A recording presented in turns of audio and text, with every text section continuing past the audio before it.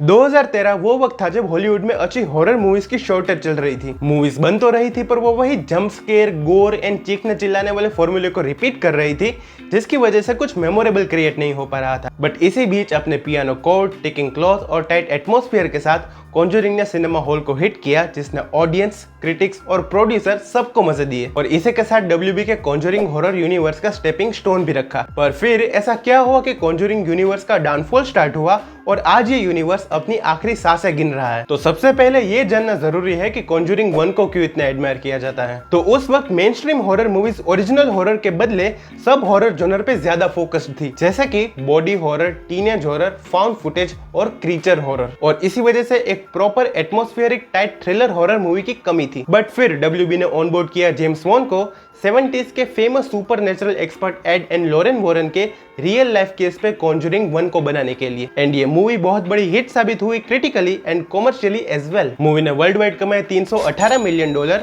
जो नंबर उसके production budget से 15 गुना ज्यादा है। ऑडियंस को इस मूवी में दिखाए गए इमोशन, फैमिली रिलेशन और स्पेशली एडन लॉरेन का कैरेक्टर बहुत ही पसंद आया था। And WB studio and new line cinema को ये डिस्कवर करने में बिल्कुल भी देर नहीं लगी कि उनके हाथ एक सोने के अंडे देने वाली मुर्गी लगी है, क्योंकि 2013 में कॉन्जरिंग 1 की सक्सेस के तुरंत बाद उन्होंने एनाबेल डॉल की मूवी अनाउंस कर दी। And within the 1 year इस मूवी का pre production, post production, marketing, ये सारा तामझाम खत्म करके अक्टूबर 2014 में इस मूवी को रिलीज कर दिया गया। मूवी का बजट था $6.5 मिलियन, जिसके सामने इसने कमाए $250 मिलियन, ऑलमोस्ट 20 गुना ज्यादा अपने बजट से। और इसी वजह से WB के पास अब एक के बदले 2 हॉरर IPs क्रिएट हो गई थी। पर कभी भी एक मूवी की कॉमर्शियल सक्सेस उसकी क्वालिटी को जस्टिफाई नहीं कर पाती है, एंड यही हुआ एनाबेल 1 के साथ। मूवी को जल्दी रिलीज करने के चक्कर में स्क्रिप्ट पे इनफ टाइम वर्क नहीं हो पाया, जिसका डायरेक्ट असर हुआ मूवी की क्वालिटी पर। अकॉर्डिंग टू रिव्यू इस मूवी की कोर स्टोरी काफी जेनेरिक थी, कैरेक्टर इतने इंटरेस्टिंग नहीं थे और मूवी में टेंस हॉरर की काफी ज्यादा कमी थी। बट डेफिनेटली इस मूवी में कुछ अच्छे मोमेंट्स थे, स्पेशली बेसमेंट एंड एलिवेटर वाला सीन, जो कि मेरा पर्सनल फेवरेट है। बट फन फैक्ट, उस वाली सीक्वेंस को मूवी के ओरिजिनल डायरेक्टर ने नहीं बल्कि जेम्स वान ने डायरेक्ट किया था। खैर, एनाबेल 1 के बाद बारी आती है कॉन्जरिंग 2 की, जिसमें एक अच्छी एंड फ्रेश स्टोरी बनाने में 2 साल का वक्त निकल गया, जिसे 2016 में रिलीज हुई Conjuring 2 with direction of James one. And अपने फर्स्ट पार्ट की तरह इस वाली मूवी को भी क्रिटिक्स एंड ऑडियंस दोनों की तरफ से प्रेज किया गया। लोगों को लंदन की fresh location, horror, cast performance और थर्ड एक्ट का ट्विस्ट पसंद आया, और मूवी की हाईलाइट रही इसकी demonic nun Valak. In fact initially इस मूवी में डिमोनिक नन को नहीं दिखाया जाने वाला था, इसकी जगह एक हॉर्न हेड मॉन्स्टर होने वाला था, पर जेम्स वान को ये आइडिया बहुत ही ज्यादा जेनेरिक लगा और इसीलिए मूवी रिलीज के जस्ट 3 महीने पहले नन को मूवी में ऐड किया गया। एंड मूवी रिलीज के बाद वेलैक की पॉपुलैरिटी को देखते हुए WB ने एक और स्पिन ऑफ प्रोजेक्ट अप्रूव किया, जो था द नन। बट कॉन्जरिंग 2 के बाद और नन से पहले एक और मूवी रिलीज की गई, जो थी एनाबेल द क्रिएशन, जो 2014 की एनाबेल की प्रीक्वल थी। इस मूवी को डायरेक्ट किया था शज़ाम वाले डायरेक्टर डेविड F. सैंडबर्ग ने, एंड विद एनाबेल क्रिएशन उन्होंने एक बहुत ही अच्छी prequel and origin story deliver की, specially compare to 2014 Annabelle. Movie में ऑर्फनेज हॉन्टेड हाउस के लोकेशन को हॉरर एटमॉस्फेयर के साथ बहुत ही अच्छी तरीके से इंटीग्रेट किया गया था, जिससे एक बहुत ही ड्रेडफुल एंड क्रीपी वाइब आती थी। इसके अलावा मूवी के अंदर चाइल्ड एक्टर की परफॉर्मेंसेस बहुत अच्छी थी, मूवी की पेसिंग बहुत बढ़िया थी और एनाबेल डॉल की ओरिजिन स्टोरी को काफी अच्छी तरीके से कवर किया गया था। एंड इसी वजह से ये मूवी कॉन्जरिंग यूनिवर्स में नीटली कनेक्ट हो जाती है। अब यहाँ तक सब कुछ ठीक चल रहा था। यूनिवर्स के अंदर 4 मूवी आई थी, जिसके अंदर से 3 अच्छी थी और एक को नेगेटिव रिस्पॉन्स मिला था। पर फिर आया 2018 और रिलीज हुई the nun, directed by Corin Hardy. अब उस वक्त इस मूवी की इतनी हाइप थी because of the demonic nun कि इसने $356 मिलियन का बिजनेस किया और ये कॉन्जरिंग यूनिवर्स की हाईएस्ट ग्रॉसिंग मूवी बन गई। बट अगेन क्रिटिक्स को ये मूवी कुछ खास नहीं जमी। इस मूवी में दिखाए गए रोमानिया के एबियन ऑल टाइम सेटिंग को सबने पसंद किया, एंड इवन इसकी कास्टिंग एंड परफॉर्मेंस को भी सबने पॉजिटिव रिव्यूज दिए। बट अकॉर्डिंग टू ऑडियंस इस मूवी की स्टोरी को शेलो बताया गया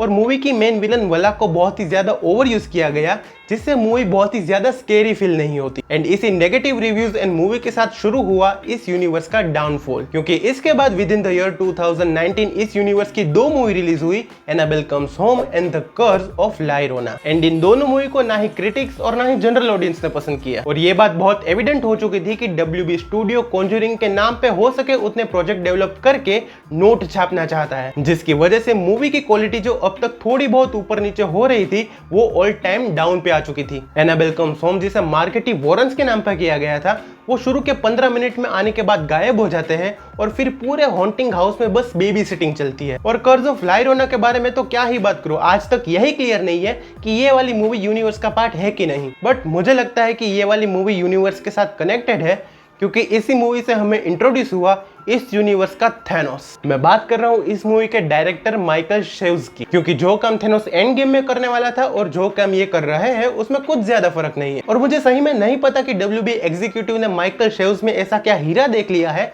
कि पिछले 6 साल में इनके यूनिवर्स की सिर्फ 2 मूवी रिलीज हुई और दोनों की दोनों इन्होंने माइकल शेव्स को बनाने दे दी, इंक्लूडिंग कॉन्जूरिंग 3। और सिर्फ 2 पिक्चरों में इन्होंने ऐसी चुटकी बजाई है कि यूनिवर्स अपनी आखिरी सांसें गिन रहा है। एंड आई टोटली अंडरस्टैंड कि जेम्स वन कॉन्जूरिंग 3 को बनाने के लिए रिटर्न नहीं कर रहे थे और इसी वजह से आप एक नए डायरेक्टर को ढूंढ रहे थे, बट कॉन्जूरिंग जैसी मूवी जो आपके यूनिवर्स का ट्रंक है उसके साथ आप इतना बड़ा रिस्क कैसे ले सकते हो? In my opinion James one के बदले WB studio David F Sandberg जिन्होंने एनाबेल क्रिएशन को बनाया था उन्हें वापस ला सकते थे। एंड आई नो कि वो शेज़ाम पे काम कर रहे थे, बट एटलीस्ट कॉन्जूरिंग फिल्म्स के लिए तो उन्हें ऑनबोर्ड किया ही जा सकता था, but as we all know ऐसा हुआ नहीं। कॉन्जूरिंग 3 रिलीज हुई एंड नो डाउट कि वो ला llorona से बेहतर थी, पर फिर भी वो फ्रेंचाइजी की वीकेस्ट मूवी बनी। एंड अगर कोई कॉन्जूरिंग की बाकी की मूवी को स्किप करके डायरेक्ट इसे देखता है तो इतनी बुरी भी नहीं लगेगी। एंड यही तो प्रॉब्लम है, कॉन्जूरिंग जैसी अच्छी फ्रेंचाइजी में ये वाली मूवी एक टाइम पास पॉपकॉर्न और रेगुलर मूवी बन के रह जाती है। इसमें ना ही वो कॉन्जूरिंग वाली फील थी, ना ही इमोशन थे, and Ed and Lorraine Warren जो कि इस फिल्म के सोल थे